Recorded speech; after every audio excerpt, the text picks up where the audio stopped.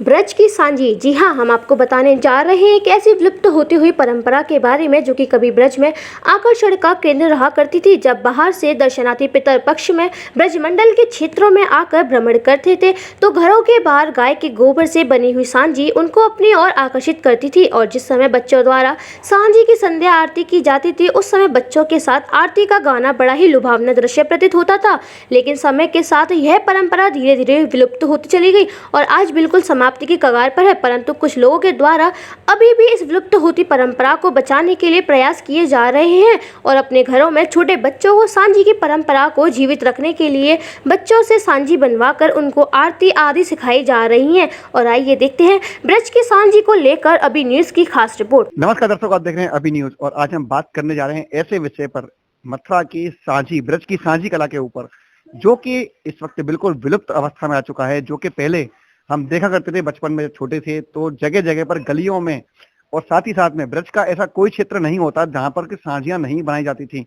लेकिन अब धीरे धीरे समय के साथ में ये परंपरा भी विलुप्त होती जा रही है, लेकिन कहीं कहीं पर आज भी इसको जीवित रखने का प्रयास किया जा रहा है।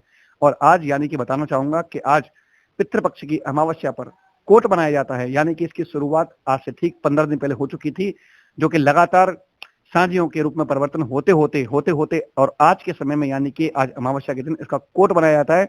मेरे साथ में मौजूद हैं इसी विषय को लेकर बात करने के लिए वल्लभ कुल तीर्थ पुरोहित के जो पुरोहित हैं, जिनका नाम है रिंकू जी। वैसे इनका नाम तो सत्येंद्रनाथ चतुर्वेदी है, लेकिन हम लोग रिंकू के नाम से इनको जानते हैं। रिंकू जी मेरे साथ मौजूद हैं। आज इनसे बात करेंगे कि सांझी प्रथा के बारे में क्या बताना चाहेंगे, सांझी प्रथा की शुरुआत कैसे हुई और कैसे कैसे आज ये इस कगार पर पहुंच चुका है कि धीरे धीरे विलुप्त होती आ रही है। सबसे पहले स्वागत है आपका अभी न्यूज में। धन्यवाद, बहुत बहुत धन्यवाद। ये सांझी की जो परंपरा है ये गोबर से बनाई जाती है और इसकी शुरुआत किस प्रकार से हुई थी, किसके लिए की जाती थी?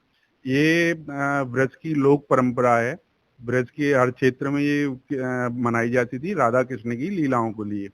सबसे प्रथम चालू राधा कृष्ण ने ही इनको आरंभ किया था।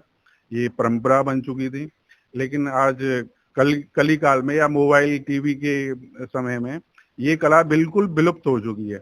कि इसका प्रत्यक्ष उदाहरण ये है कि इसमें जो जीविका पालन होता है कुम्हार प्रजापतियों का, पिछली गए साल तक कोई एक कोट का चेहरा, हाथ, श्रृंगार जो भी था वो मिलता था। अब की साल ना मथुरा में इसका कोट का चेहरा मिला है, ना वृंदावन में कहीं इसका चेहरा मिला है। यानी कि आपके कहने का मतलब ये है कि कोट जो बनाया जाता है इसका कोई अलग से स्वरूप बना हुआ आता था बाजार में चेहरा। ये पूर्व में प्रजापति बना के बेचते थे घर घर, फिर ये घर में भी बनाया जाने लगा था, लेकिन अब तो ये बिल्कुल विलुप्त हो चुका है।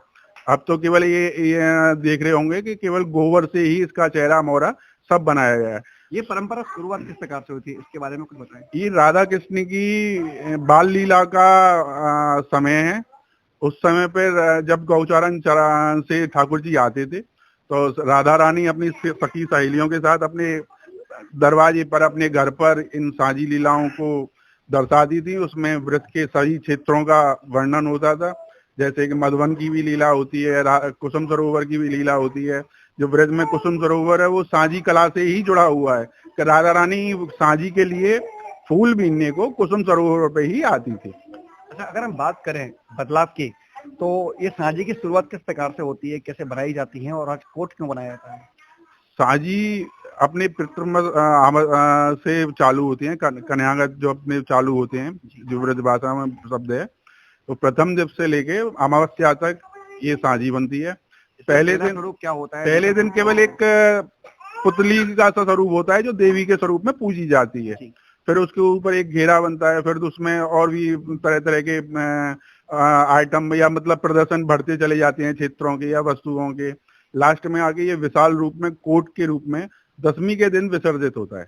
दशमी के दिन यानी नवरात्रि उपरांत दशमी को, यानी कि इसका विसर्जन आज नहीं होगा। नवरात्रि रहने के बाद कि ब्रज गोपिकाएं जो देवी के स्वरूप में पूछती थी तो सभी ही ठाकुर श्री कृष्ण को अपना व्रत मानती, वर के रूप में प्राप्त करने के लिए। यानी कि अगर आप कहना चाहें तो एक प्रकार से, जिस प्रकार से कहीं पर हम देखते हैं कात्यायनी का स्वरूप भी होता है मथुरा ब्रज गोपिकाओं का, खीर घाट में कात्यायनी को प्रसन्न करने जैसे रेत से कात्यायनी का स्वरूप बनाया गया था, वो भी यमुना जी का स्वरूप था। ऐसे ही गाय के गोबर में लक्ष्मी का वास होता है, तो गाय के गोबर से ये सांझी बनती है। भैंस के गोबर का इसमें उपयोग ना हुआ था। अब कोई कर ले या करने का तो कोई मतलब ही नहीं है, होती नहीं है। मैं अपने दर्शकों को दिखाना चाहूंगा कि जो कोट है इसके बारे में आपको दिखा दूं एक बार क्लियर करके कि आप देख सकते हैं कि किस प्रकार से इनका चेहरा बनाया गया है, इनके हाथ बनाए गए हैं और ये इनका हृदय स्थल, इनका पेट, ये सूरज है, वो ये चंदा सूरज है, चंदा, मोर बने हुए हैं। इनकी सजावट आप देख सकते हैं किस प्रकार से छोटे छोटे बच्चों के द्वारा इसकी सजावट की जाती है। जी, पेटू ब्राह्मण है। ये पेटू ब्राह्मण है, ये आपको दिखाई दे रहे हैं, इनको पेटू ब्राह्मण बनाया गया है। और आप देख सकते हैं कि ये जो कोट बनाया गया है आज एक अलग ही प्रकार से यहाँ पर इसका जो आप देख सकते हैं दृश्य दिखाई दे रहा होगा आपको, कहीं ना कहीं पर एक ऐसी परंपरा जो कि ब्रज के अंदर से जो ब्रज की ही परंपरा थी और आज विलुप्त होती आ रही, लेकिन आज भी छोटे छोटे बच्चों के द्वारा हम आपको दिखाएंगे कुछ समय के बाद में कि अभी इनके द्वारा आरती की जाएगी और बच्चों को प्रसाद भी बांटा जाएगा। लेकिन मैं आपको बताना चाहता हूं कि ये एक ऐसी परंपरा जो कि ब्रज में सदियों से चली आ रही थी, इस वक्त बिल्कुल विलुप्त के कगार पर है, लेकिन कहीं ना कहीं पर इसको जिंदा रखने के लिए लोगों के द्वारा प्रयास भी किए जा रहे हैं। बच्चों को संस्कार बताया जा रहा है कि बच्चों को संस्कार और उनकी संस्कृति को जीवित रखने के लिए आज भी लोग इसके लिए प्रयासरत हैं। और उसी प्रयासों में आप देख सकते हैं कि ब्रज के ही एक घर में सांझी का आज कोट बनाया जा रहा है और आप देख सकते हैं कितने छोटे छोटे बच्चों ने आज इसको बना करके यहाँ पर तैयार किया है, जिसका कि विसर्जन 10 दिन के बाद में होगा। मैं फिर से जोड़ना चाहूंगा इनके साथ में एक बार और जानकारी करेंगे इन्हीं से कि इसकी जो आरती है, इसकी आरती बड़ी ही विचित्र तरीके से गाई जाती है। उसके 2 शब्द गा के बताएं कैसे होते हैं। तो उसके लिए तो भैया मेरे को निकालना पड़ेगा, मेरे को याद नहीं है। लेकिन एक बड़ा ही अच्छे तरीके से इसको गाई जाती है। मैं इसमें हर आरती मतलब 3-4 तरह से पद गायन सा होता है और उनकी सबकी लय और ताल अलग अलग है। अच्छा, 3-4 तरह की आरतियां साथ में मिलाकर गाई जाती है। 3-4 तरह की और वो उसमें अलग अलग से वो। अगर मैं आपसे जानकारी करना चाहूँ तो इस कोट के अंदर मैं आपसे पूछना चाहूँ कि इसमें कौन कौन से स्वरूप यहाँ पर विद्यमान, जैसे आपने बताया था मुझे अभी, इस साइड से बताएं इसमें। जी बताएं, इसमें कौन कौन स्वरूप विराजमान है। जैसे साजी राधा कृष्ण का स्वरूप है अभी बिल्कुल जी। ये जैसे अपना गिरिराज जी होता है ऐसे ये बाल स्वरूप बड़े स्वरूप में। अच्छा, इसके अंदर ये ब्राह्मण है दर्शाया गया है। ब्राह्मण कौन है? पेटू ब्राह्मण आपने बताया। ये अपना जैसे पूछरी का लौटा है।